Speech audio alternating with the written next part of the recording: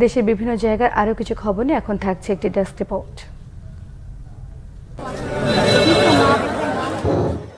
সরকারিভাবে বৈদেশিক কর্মসংস্থান বিষয়ক অবহিতকরণ কর্মশালা ও জব ফেয়ার হয়েছে জয়পুরহাটে। সকালে কারিগরি প্রশিক্ষণ কেন্দ্রে এতে উপস্থিত ছিলেন বোয়েসেলের ব্যবস্থাপনা পরিচালক মোহাম্মদ শওকত আলী।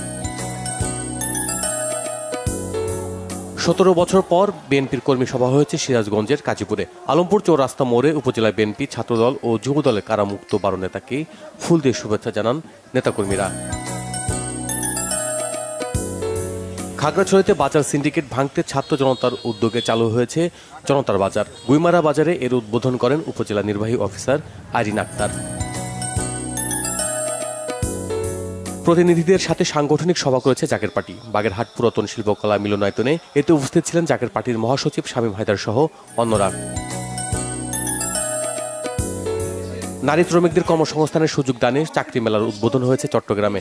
মেলায় গার্মেন্টসে চাকরির প্রত্যাশী 500 নারী কর্মী নিয়োগকর্তাদের সাথে সরাসরি সাক্ষাৎ করেন। উপস্থিত ছিলেন জেলা প্রশাসক ফরিদা খানম।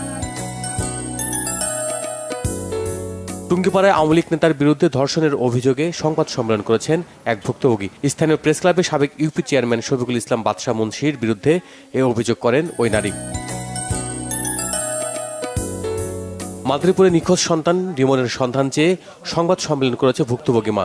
গত 15 নভেম্বর রিমন বাসা থেকে বের হওয়ার পর তাকে আর খুঁজে পাওয়া যায়নি। ডাসা উপজেলার একটি মাদ্রাসার শিক্ষার্থী ছিলেন রিমন।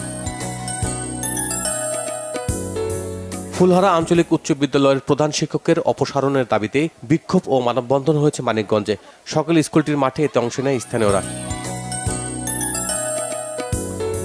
রংপুরে বৈষম্য বিরোধী ছাত্র জনতা আন্দোলনে আহত একজনের করা মামলার প্রতিবাদে সংবাদ সম্মেলন করেছেন সাবেক কাউন্সিলর নুরুন নবী ফুলু। বাল্যবিবাহ মুক্ত করতে সংকট ও সমাধান বিষয়ক গোলটেবিল বৈঠক হয়েছে কুড়িগ্রামে। RDRS কার্যালয়ে এতে উপস্থিত ছিলেন জেলা মহিলা উন্নয়ন সংস্থার পরিচালক মোসাম্মদ জেবুন্নেসা।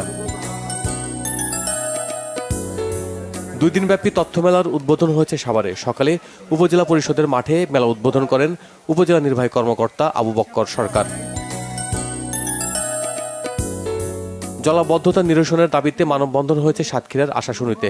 খাজরার কালকির গেট সংলগ্নে এতে অংশ নেন স্থানীয়রা। Bangla vision news desk.